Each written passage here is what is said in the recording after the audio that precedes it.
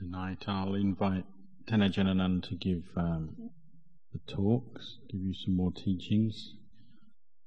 This will be the last of the evening talks of this session of teachings that we've had over the last couple of weeks. I'm very grateful for the teachings we've received from all the different visiting Ajahns. So as it is the last of the evening talks, make your minds peaceful to receive the Dhamma so that you can take it away and contemplate it for the future.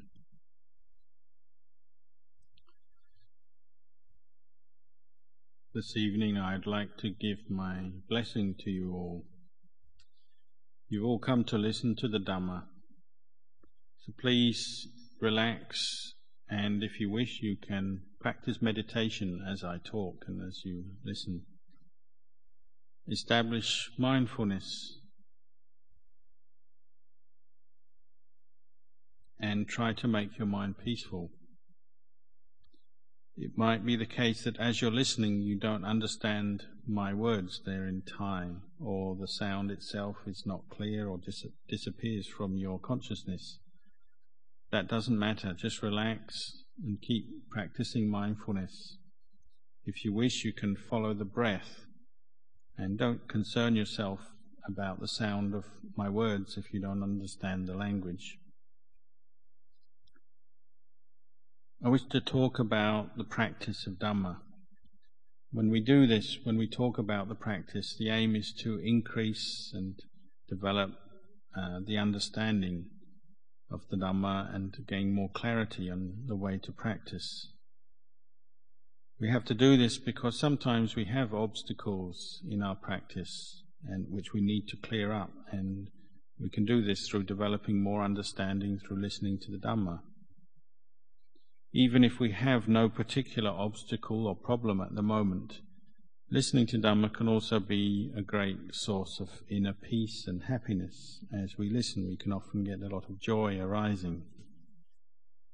So listening to the Dhamma is a very important part of the practice. It helps us to understand more clearly the path or the way to practice. Today we've all given up our time and energy to come out here to listen to the Dhamma, to join into this evening's program. Some people came this morning and went home again and have come back. Some people stayed all day.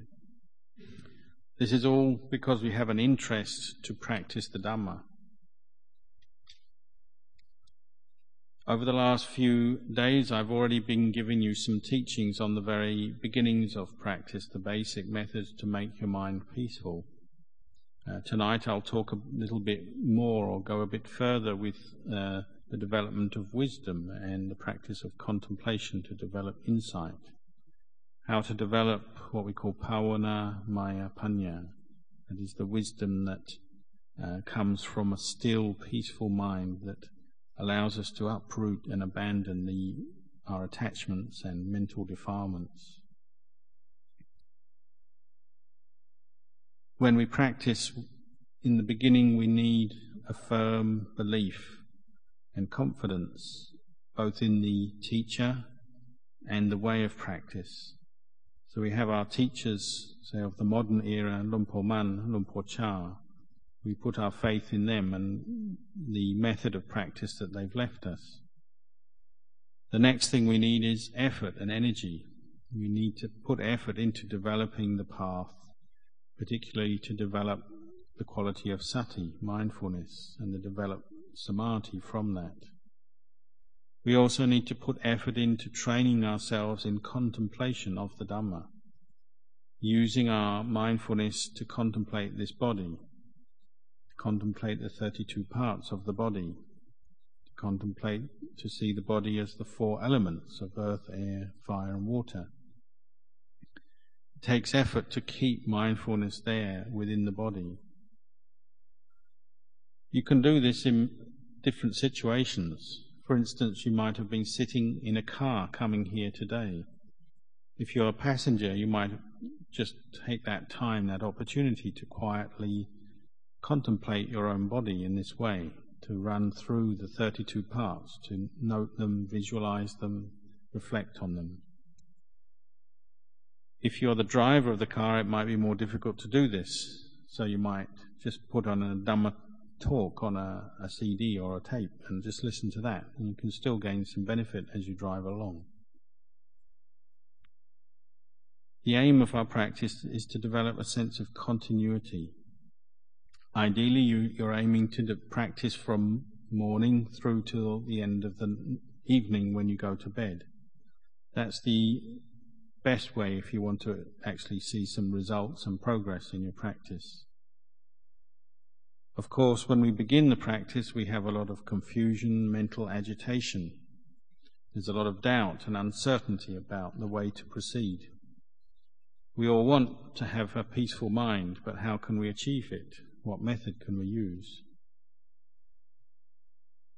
We have to learn the method and the way to develop the highest peace and the purity of mind that is free from kilesa, the mental defilements. The very beginning of this method or this way is the practice of dana, generosity, learning to share and to give up, particularly your material things, learning to share and give up material things to go against the tendency towards greed and attachment. We also have to learn to follow the 5 precepts, establish those 5 precepts in our heart as our regular standard of behavior. And even on some occasions we might determine to keep the 8 precepts. When we determine for ourselves to keep the precepts, we call this samatthana virat. It means just mentally making that determination to follow the precepts and cut off those unwholesome tendencies in our behavior that lead us to break the precepts. We can do this for ourselves. We just quietly resolve to keep the precepts, maybe sitting in front of a Buddha or a picture of the Buddha or a Buddha statue. This is one way we can achieve a certain level of purity, by letting go of kilesas on this level. However, it might be the case that we still have inside our minds some mental proliferation and unwholesome and agitated states of mind. The mind will sometimes be in an unwholesome state, sometimes in a wholesome state. The reason we still fall into unwholesome states of mind is because deep down in the mind there's still some wrong views there, fueled by delusion. The heart of our practice then is learning to abandon these unwholesome states of mind and prevent them from arising again, and to bring up and establish wholesome states of mind and develop them. For instance, we might be bothered by angry states of mind, different kinds of negative thoughts. So we have to learn to find skillful ways to abandon them. We have to learn how to bring up thoughts of kindness and compassion. And we can do this through regularly meditating on that theme, the theme of loving kindness and compassion. It's natural that every day we will experience some tiredness, even some stress from our work and our daily lives. I used to be just the same before I was a monk. I had a job and I wanted to practice, but I found it very tiring. In the morning I would try to practice some anapanasati, mindfulness of breathing, before I left the house. I would try and find some more time during my lunch break from work, maybe to sit in a quiet place, and for 15-20 minutes I would practice anapanasati. Then again, when I came home late at night, I would do some more.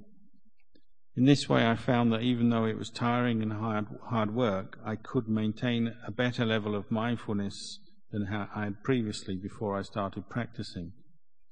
With this level of mindfulness, I found that I had a more lightness of body and mind, and that gave me a lot of encouragement to keep practicing. I also used to use the 5 precepts as regular guidelines for my behavior, and then of course I had to rely on a lot of patience and endurance in this practice as well. When the mind did become peaceful, I always turned to contemplate the body. First of all, just using memory and thought, thinking about it, memorizing the different parts of the body and thinking about how they are impermanent, unsatisfactory, and ultimately they're not self, they're beyond our control and they don't really have an owner. Once we determine to practice the Dhamma and we're really sincere in our commitment, then we can really experience the results of the practice. The way that the Buddha taught, we call the Eightfold Noble Path. We can summarize those 8 factors of the path as Sila, Samadhi and Panya. And this is the foremost way to enlightenment. It's the leading way. The Lord Buddha was the one who met with this way through his own efforts towards the end of suffering. So we should all contemplate and reflect on the fact of our own good fortune, the fact that we've been able to come into contact with the teachings of the Lord Buddha and hear this way that leads to the end of suffering so that we can follow for ourselves. Right here in Melbourne, we have the chance to practice the Buddhist teachings and follow them. We have this monastery, Buddha Bodhiwana Monastery, with Venerable Ajahn Anan as the teacher. This is our great good fortune, that we have a place to come and practice and hear the teachings. What we should do now is determine to use our time, to use this very life for furthering our practice and for developing ourselves.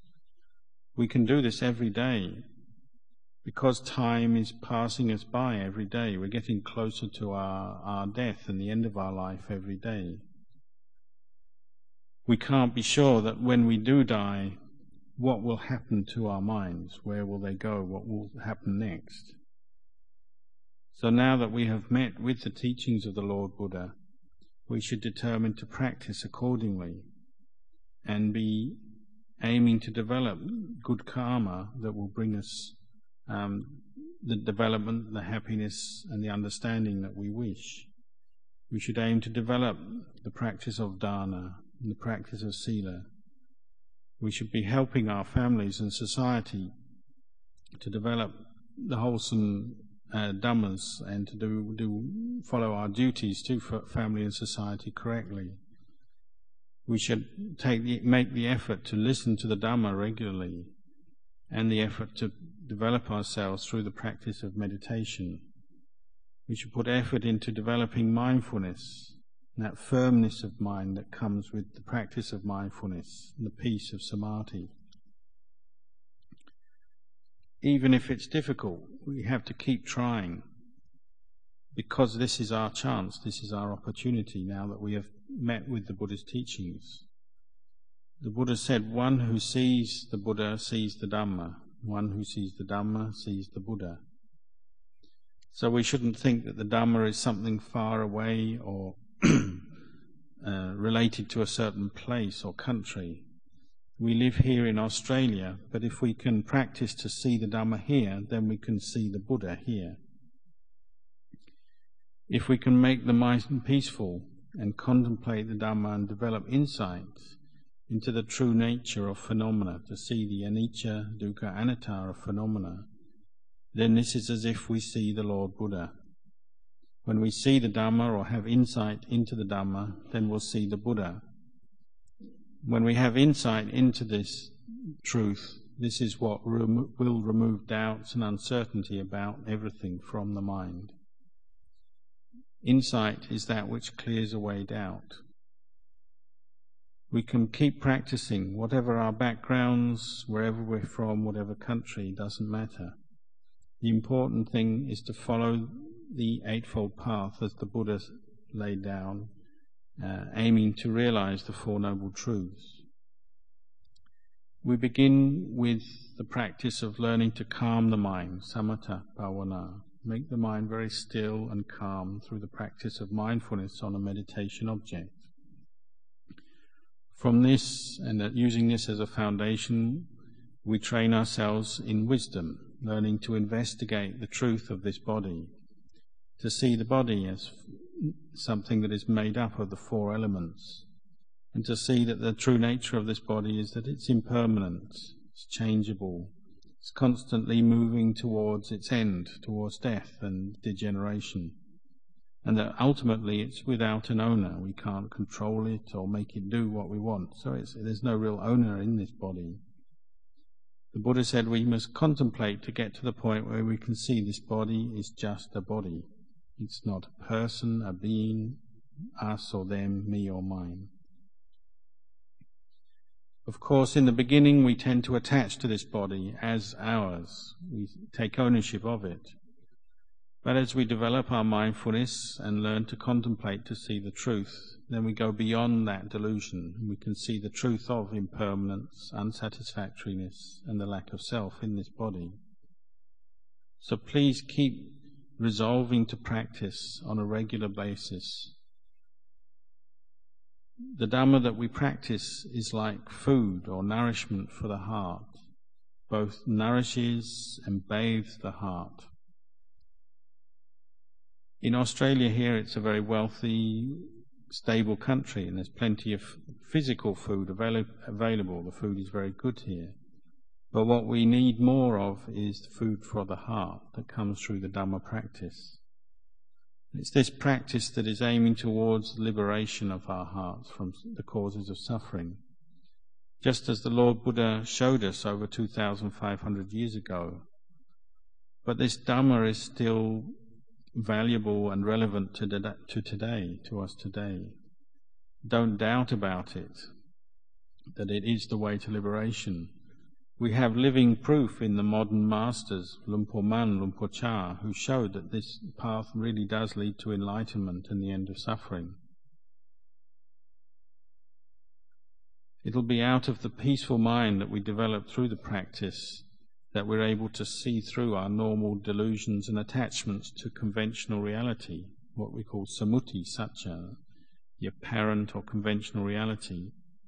It's only through the development of wisdom and investigating truth that we can penetrate through this to what we call vimutti, the liberation of heart. Liberation comes with the ending of fear, greed and anger. Normally we're caught into the conventional reality. It deludes us and we have this sense of self and ownership of our experience. This sense of self and the delusion feeds all the different moods and mental states of suffering that we have, coming from greed, anger and delusion. But as we practice, we're learning to let go of these. We're learning to let go of upadana, or attachment, let go of desire, tanha. These are the causes of suffering. These are the things we have to abandon if we want to free ourselves from suffering. If the mind is free of upadana and tanha, or craving and attachment, then suffering cannot arise. The way to free the mind from these things, these attachments and craving, is through the practice of sila, samadhi and panya. This is the way that leads to letting go. It's the way to letting go and overcoming ignorance. Little by little the mind becomes purer through this practice. We have the Lord Buddha, the Dhamma, the Sangha as our refuge, and He's given us this way to follow, the way of practice. So we must make our mind very firm, make our faith and confidence in this path very firm. The most firm kind of faith we call achara sattha. This is the kind of faith that's unshakable. Whatever happens in our lives, to the world around us, our faith in Buddha, Dhamma, Sangha cannot be shaken or changed. The Lord Buddha taught this way out of suffering, and it's something that if we can experience for ourselves, it's like a miracle, the miracle of the mind, the miracle of the peaceful mind and the happy mind. So please determine to put as much effort as you can into this practice of Dhamma, and this will allow you to see the Buddha.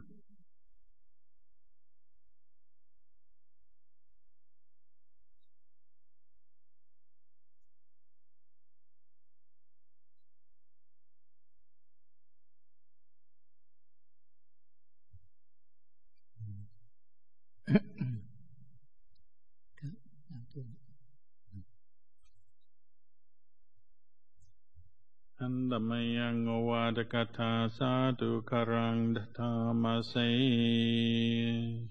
สาธุสาธุสาธุ